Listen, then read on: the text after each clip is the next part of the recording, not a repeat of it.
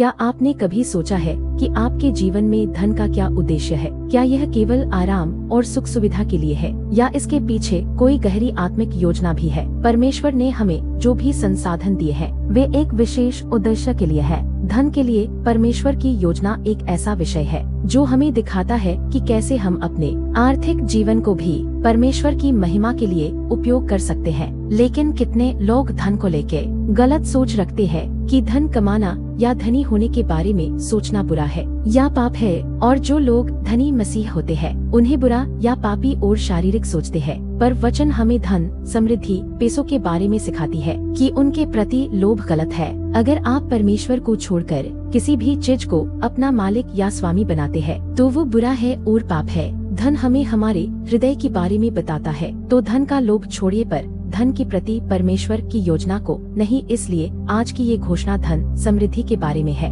कि कैसे आप वचन की घोषणा से परमेश्वर के ओर से धन की आशीष को पा सकते हैं। नीति वचन 10:22 में परमेश्वर का वचन हमें बताते हैं, धन यहोवा की आशीष ही से मिलता है और वह उसके साथ दुख नहीं मिलाता। धन केवल भौतिक वस्तुओं का संग्रह नहीं बल्कि एक जिम्मेदारी है जिसे परमेश्वर ने हमारे हाथों में सौंपा है। बाइबल हमें सिखाती है कि धन का सही उपयोग और प्रबंधन कैसे किया जाए ताकि वह न केवल हमारी आवश्यकताओं को पूरा करे बल्कि दूसरों के लिए भी आशीर्वाद बने। मैं ये सब आपको इसलिए बोल रहा हूँ कि आप धन के बारे में परमेश्वर की आपके जीवन के लिए योजनाओं को समझें और पूरे विश्वास के साथ वचन का घोषणा करिए। और परमेश्वर ने आपके लिए जो धन की आशीष रखी है उसे पूरे अधिकार के साथ विश्वास पूर्वक ग्रहण करिए। यहेजकेल 12:28 में प्रभु यहोवा यूं कहता है, मेरे किसी वचन के पूरा होने में फिर विलंब न होगा, वरन जो वचन मैं कहूँ सो वह निश्चय पूरा होगा। प्रभु यहोवा की यही वाणी है। तो आप इस घोषणा को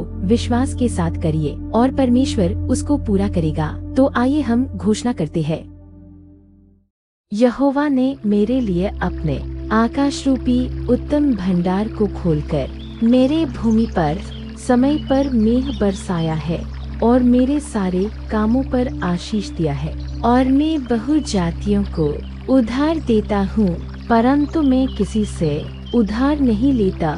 व्यवस्था विवरण 28:12। यहोवा ने मुझको अंधकार में छिपा हुआ और गुप्त स्थानों में गड़ा हुआ धन दिया है, जिससे मैं जान गया हूँ कि इस्राएल का परमेश्वर यहोवा मुझे नाम लेकर बुलाता है।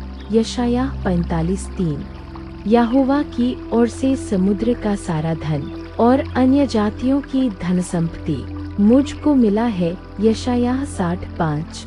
मैं यहोवा का याजक हूँ, मैं परमेश्वर का सेवक हूँ और मैंने अन्य जातियों की धन संपत्ति को खाया है और उनके वैभव की वस्तुएं पाकर मैं मेरे परमेश्वर की बड़ाई करता हूँ। यशायाह 61:6। यहोवा ने मेरे जीवन में शांति को नदी की नाइन और अन्य जातियों के धन को नदी की बाढ़ के समान बहा दिया है। यशायाह 66:12।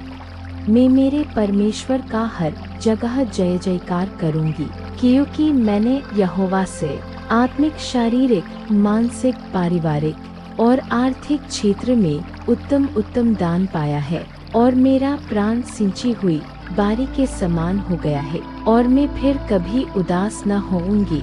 यिर्मयाह 31:12। मैं पेट भरकर खाता हूँ और तृप्त होता हूँ और अपने परमेश्वर यहोवा के नाम की स्तुति करता हूँ, जिसने मेरे लिए आश्चर्य के काम किए हैं और मेरी आशा फिर कभी न टूटेगी। योएल 2:26। मेरे प्रभु यीशु मसीह के परमेश्वर पिता का धन्यवाद हो, जिसने मुझे मसीह में स्वर्गीय स्थानों में सब प्रकार की आशीष दी है। इफिसियों 1:3। मेरे परमेश्वर की ईश्वरीय सामर्थ्य ने मुझे सब कुछ जो मेरे जीवन और भक्ति से संबंध रखता है मुझे मेरे मसीह की पहचान में दिया है। तो पतरस 1:3।